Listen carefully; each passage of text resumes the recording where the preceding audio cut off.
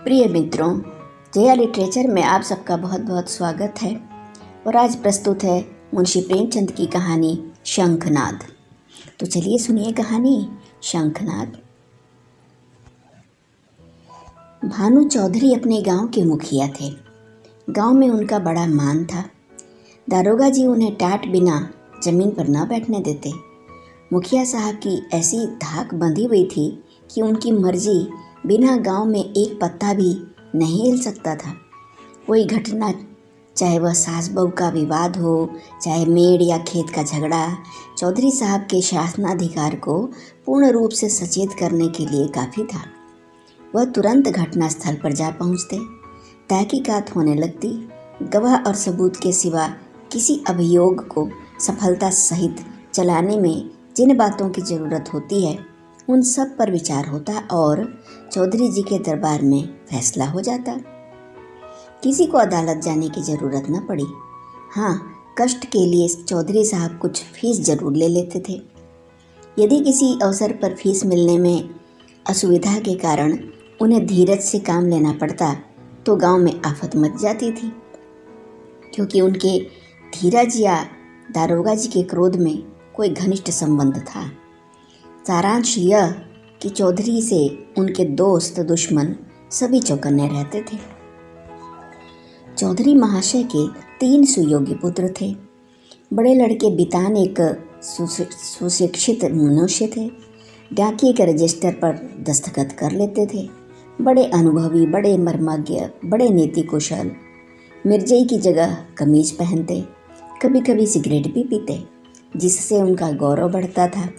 यद्यपि उनके ये दुर्व्यसन बूढ़े चौधरी को नापसंद थे, पर बेचारे विवश थे, क्योंकि अदालत और कानून के मामले बितान के हाथों में ही थे।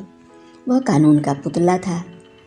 कानून की दफ़ाएं उसकी ज़बान पर रखी रहती थी। गवाह पढ़ने में वह पूरा उस्ताद था। मंझले लड़के शान चौधरी कृषि विभाग में के अधिकारी थे। बुद्धि के मंद, लेकिन शरीर के बड़े परिश्रमी। जहाँ घास न जमी हो वहाँ केसर जमा दे। तीसरे लड़के का नाम गुमान था। वह बड़ा रसिक, साथ ही उद्दंड भी था। मुहर्रम में ढोल इतने जोरों से बजाता कि कान के पर्दे फट जाते। मछली फंसाने का बड़ा शौकीन था। बड़ा रंगीला जवान था। खंजड़ी बजा बजा कर जब वह मीठे स्वर से ख्याल गाता तो रंग जम जाता। उसे दंगल का ऐसा शौक था जिसे कि कोसों तक धावा मारता। पर घर वाले कुछ ऐसे शुष्क थे कि उसके इन व्यसनों से तनिक भी सहानुभूति न रखते थे। पिता और भाइयों ने तो उसे ऊसर खेत समझ रखा था। घुड़की, धमकी, शिक्षा और उपदेश, स्नेह और विनय, किसी का उस पर कुछ भी असर न हुआ। हाँ, भावजें अभी तक उसकी ओर से निराश न हुई थी। वे अभी तक उसे कड़वी दवाइयाँ पिलाई जाती थीं, पर आलस्य वह राजरोग है जिसका रोगी कभी नहीं संभलता। ऐसा कोई बिरला ही दिन जाता होगा कि बांके गुमान को भावजों के कटु वाक्य न सुनने पड़ते हों। ये विषैले शर कभी कभी उसके एक कठोर हृदय में चुभ जाते, किंतु यह घाव रात भर से अधिक न रहता। भोर होते ही थकान के साथ ही यह पीड़ा भी शांत हो जाती। तड़का हुआ, उसने हाथ मुँह धोया, बंशी उठाई और तालाब की ओर चल खड़ा हुआ। भावजें फूलों की वर्षा किया करती। बूढ़े चौधरी पैंतरे बदलते रहते और भाई लोग तीखी निगाह से देखा करते, पर अपनी धुन का पूरा बांका गुमान उन लोगों के बीच इस तरह अकड़ता चलता जैसे कोई मस्त हाथी कुत्तों के बीच से निकल जाता है। उसे सुमार्ग पर लाने के लिए क्या क्या उपाय नहीं किए गए। बाप समझता बेटा ऐसी राह चलो जिसमें तुम्हें भी पैसे मिले और गृहस्थी का भी निर्वाह हो। भाइयों के भरोसे कब तक रहोगे? मैं पका आम हूँ, आज टपक पड़ा या कल, फिर तुम्हारा निबाह कैसे होगा? भाई बात भी ना पूछेंगे। भावजों का रंग देख रहे हो। तुम्हारे भी लड़के बाले हैं, उनका भार कैसे संभालोगे? खेती में जी न लगे तो कहो कांस्टेबली में भर्ती करा दूं। बांका गुमान खड़ा खड़ा यह सब सुनता, लेकिन पत्थर का देवता था, कभी न पसीजता। इन महाशय के अत्याचार का दंड उनकी स्त्री बेचारी को भोगना पड़ता था। मेहनत के घर के जितने काम होते वे उसी के सिर थोपे जाते। उपले पाथती, कुएं से पानी लाती, आटा पीसती, तिस पर भी जेठानियाँ सीधे मुंह बात न करती, वाक्य बाणों से छेदा करती। एक बार जब वह पति से कई दिन रूठी रही तो बांके गुमान कुछ नर्म हुए। बाप से जाकर बोले, मुझे कोई दुकान खुलवा दीजिए। चौधरी ने परमात्मा को धन्यवाद किया। फूले न समाये, कई 100 रुपए लगाकर कपड़े की दुकान खुलवा दी। गुमान के भाग जागे। तंजेब के चुन्नटदार कुर्ते बनवाए, मलमल का साफाधानी रंग में रंगवाया। सौदा बिके या ना बिके, उसे लाभ ही होना था। दुकान खुली हुई है, 10-5 गाढ़े मित्र जमे हैं। चरस की दम और ख्याल की ताने उड़ रही हैं। चल झटपटरी, जमुना तटरी, खड़ो नटखटरी। इस तरह 3 महीने चैन से कटे। बांके गुमान ने खूब दिल खोलकर अरमान निकाले, यहाँ तक कि सारी लागत लाभ हो गई। टाट के टुकड़े के सिवा और कुछ न बचा। बूढ़े चौधरी कुएं से गिरने को चले। भावजों ने आंदोलन मचाया, अरे राम, हमारे बच्चे और हम चीथड़ों को तरसें। गाढ़े का एक कुर्ता भी नसीब ना हो और इतनी बड़ी दुकान इसमें खट्टू का कफन बन गई। अब कौन मुंह दिखाएगा? कौन मुंह लिए वह फिर घर आया और फिर वही पुरानी चाल चलने लगा। कानूनदा बितान उनके ये ठाट बाट देखकर जल जाता। मैं सारे दिन पसीना बहाऊं, मुझे नैन सुख का कुर्ता भी ना मिले। यह अपाहिज सारे दिन चारपाई तोड़े और यूँ बन ठन कर निकले। ऐसे वस्त्र तो शायद मुझे अपने ब्याह में भी न मिले होंगे। मीठे शान के हृदय में भी कुछ ऐसे ही विचार उठते थे। अंत में यह जलन न सही गई और अग्नि भड़की तो एक दिन कानूनदा बितान की पत्नी गुमान के सारे कपड़े उठा लाई और उन पर मिट्टी का तेल उड़ेल कर आग लगा दी। ज्वाला उठी, सारे कपड़े देखते देखते ही जलकर राख हो गए। गुमान रोते थे, दोनों भाई खड़े तमाशा देखते थे। बूढ़े चौधरी ने यह दृश्य देखा और सिर पीट लिया। यह द्वेषाग्नि है, घर को जलाकर तब बुझेगी।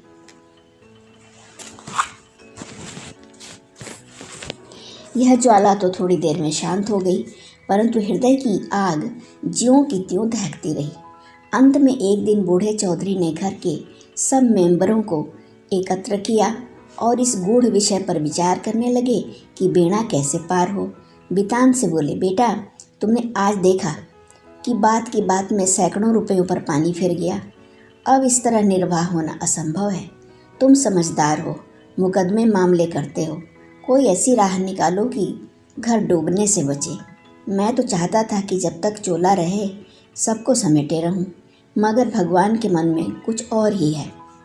बितान की नीति कुशलता अपनी चतुर सहगामिनी के सामने लुप्त हो जाती थी। वह अभी उसका उत्तर सोच रहे थे कि श्रीमती जी बोल उठी, दादाजी, अब समझाने बुझाने से काम न चलेगा। सहते सहते हमारा कलेजा पक गया। बेटे की जितनी पीर बाप को होगी, भाइयों को उतनी क्या, उसकी आधी भी नहीं हो सकती। मैं तो साफ कहती हूँ, गुमान का तुम्हारी कमाई में हक है। उसे कंचन के कौर खिलाओ और चांदी के हिडोले में झुलाओ। हम में न इतना बूता है न इतना कलेजा। हम अपना झोपड़ी अलग बना लेंगे। हाँ, जो कुछ हमारा हो वह हमको मिलना चाहिए। बांट बखरा कर दीजिए, भला के 4 आदमी हंसेंगे। अब कहाँ तक दुनिया की लाज ढोंगे। नीतिज्ञ बितान पर इस प्रबल वक्तृता का जो असर हुआ वह उनके विकसित और प्रमुदित चेहरे से झलक रहा था। उनमें स्वयं इतना साहस न था कि इस प्रस्ताव को इतनी स्पष्टता से व्यक्त कर सकते। नीतिज्ञ महाशय गंभीरता से बोले, जायदाद मुश्तरका, मनकूला या गैर मनकूला, आपके हीन हयात तकसीम की जा सकती है। इसकी नज़ीरें मौजूद हैं। जमींदार को साकी तुल मिल्कियत करने का कोई इस्तेहकाक नहीं है। अब मंदबुद्धि शान की बारी आई, पर बेचारा किसान बैलों के पीछे आंखें बंद करके चलने वाला ऐसे गूढ़ विषय पर कैसे मुंह खोलता, दुविधा में पड़ा हुआ था।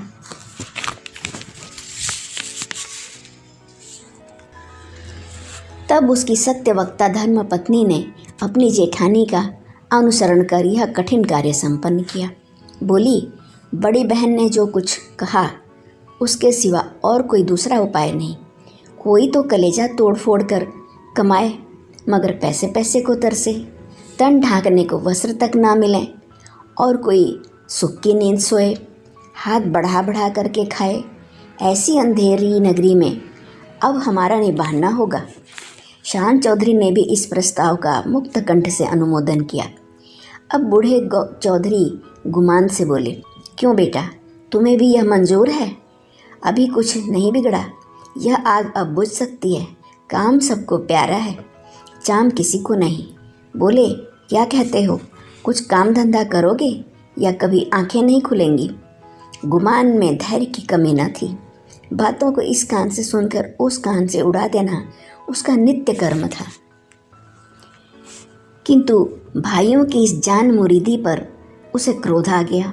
बोला, भाइयों की जो इच्छा है वही मेरे मन में भी लगी हुई है। मैं भी इस जंजाल से भागना चाहता हूँ। मुझसे न मजूरी हुई न होगी।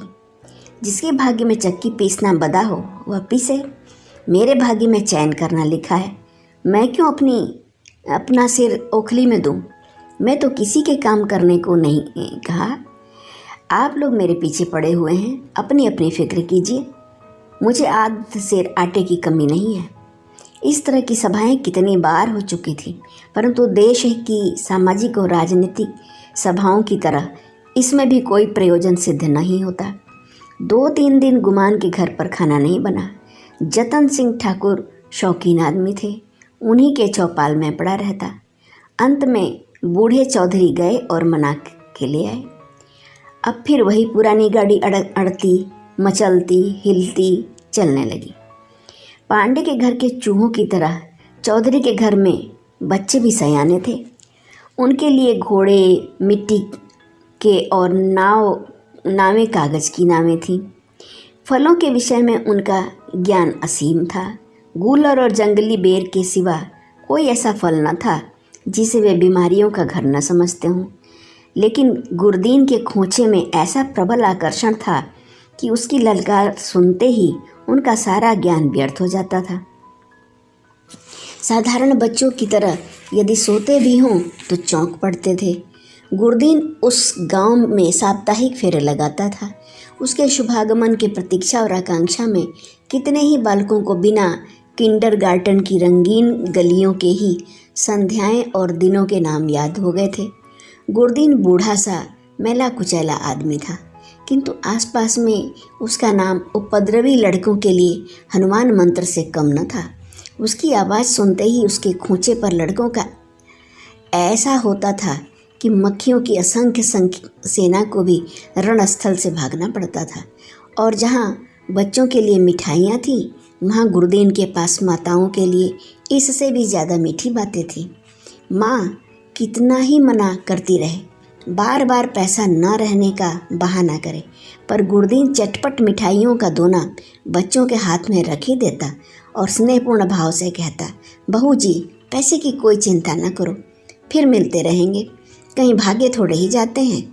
नारायण ने तुमको बच्चे दिए हैं, जो मुझे भी उनकी न्योछावर मिल जाती है। उन्हीं के बदौलत मेरे बाल बच्चे भी जीते हैं। अभी क्या ईश्वर इनका मौर तो दिखावे, फिर देखना कैसा ठनगन करता हूँ।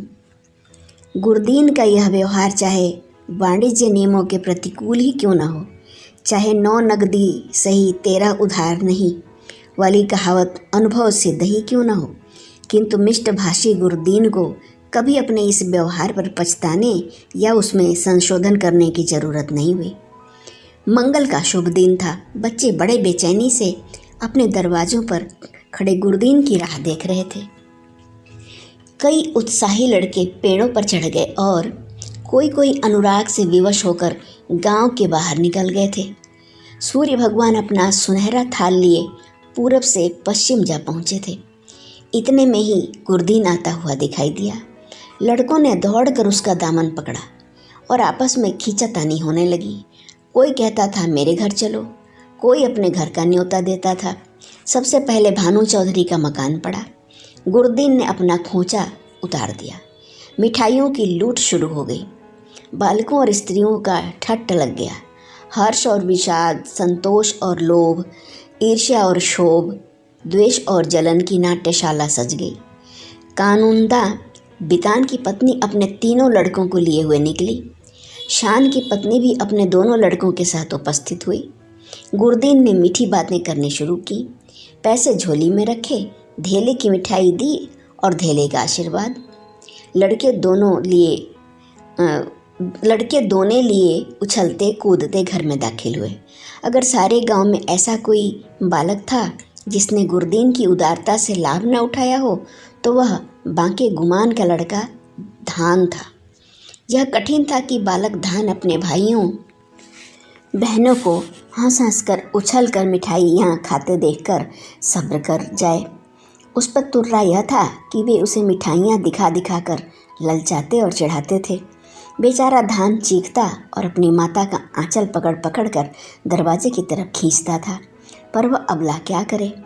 उसका हृदय बच्चे के लिए ऐंठ ऐंठ कर रह जाता था। उसके पास एक पैसा भी नहीं था। अपने दुर्भाग्य पर, जेठानियों की निष्ठुरता पर और सबसे ज़्यादा अपने पति के निखट्टोपन पर कुड़ कुड़ कर रह जाती थी। अपना आदमी ऐसा निकम्मा ना होता तो क्यों दूसरों का मुंह देखना पड़ता, क्यों दूसरे के धक्के खाने पड़ते। उसने धान को गोद में उठा लिया और प्यार से दिलासा देने लगी, बेटा रो मत, अब की गुरदीन आवेगा तो तुम्हें बहुत सी मिठाई ले दूंगी। मैं इससे अच्छी मिठाई बाजार से मंगवा दूंगी। तुम कितनी मिठाई खाओगे। यह कहते कहते उसकी आंखें भर आईं। आह, यह मनहूस मंगल आज ही फिर आवेगा और फिर यही बहाने करने पड़ेंगे। हाय, अपना प्यार बच्चे धेले की मिठाई को तरसे और घर में किसी का पत्थर सा कलेजा न पसीजे। बेचारी तो इन्हीं चिंताओं में डूबी हुई थी और धान किसी तरह चुप ही नहीं होता था। जब कुछ वश न चला तो माँ ने बहुत बहलाया फुसलाया, यहाँ तक कि उसे बच्चे की इस हठ पर क्रोध भी आ गया। मानव हृदय के रहस्य कभी समझ में नहीं आते। कहाँ बच्चे को प्यार से चिपटाती थी, ऐसी झल्लाई कि उसे 2-3 थप्पड़ जोर से लगाए और घुड़क कर बोली, चुप रह अभागे, तेरा मुंह मिठाई खाने का है। अपने दिन को नहीं रोता, मिठाई खाने चला है। माँ का गुमान अपनी कोठरी के द्वार पर बैठा हुआ यह कौतुक बड़े ध्यान से देख रहा था। वह इस बच्चे को बहुत चाहता था। इस वक्त के थप्पड़ उसके हृदय में तेज भाले के समान लगे और चुभ गए। शायद उनका अभिप्राय भी यही था। धुनिया रुई को धुनने के लिए तांत पर चोट लगाता है। जिस तरह पत्थर और पानी की आग छिपी रहती है, उसी तरह मनुष्य के हृदय में भी, चाहे वह कैसा ही क्रूर और कठोर क्यों न हो, उत्कृष्ट और कोमल भाव छिपे रहते हैं। गुमान की आंखें भर आईं। आंसू की बूंदें बहुधा सारे हृदय की मलिनता को उज्ज्वल कर देती हैं। गुमान सचेत हो गया। उसने जाकर बच्चे को गोद में उठा लिया और अपनी पत्नी से करुणोत्पादक स्वर में बोला, बच्चे पर इतना क्रोध क्यों करती हो? तुम्हारा दोषी मैं हूँ। मुझको जो चाहो दंड दो। परमात्मा ने चाहा तो कल से लोग इस घर में मेरा और मेरे बाल बच्चों का भी आदर करेंगे। तुमने आज मुझे सदा के लिए इस तरह जगा दिया मानो मेरे कानों में शंखनाद कर मुझे कर्म पथ में प्रवेश का उपदेश दिया हो। धन्यवाद। अभी आप कहानी सुन रहे थे शंखनाद। मित्रों, अगर आपको कहानी पसंद आए तो अपने मित्रों के साथ साझा अवश्य कीजिएगा। आपका बहुत बहुत धन्यवाद।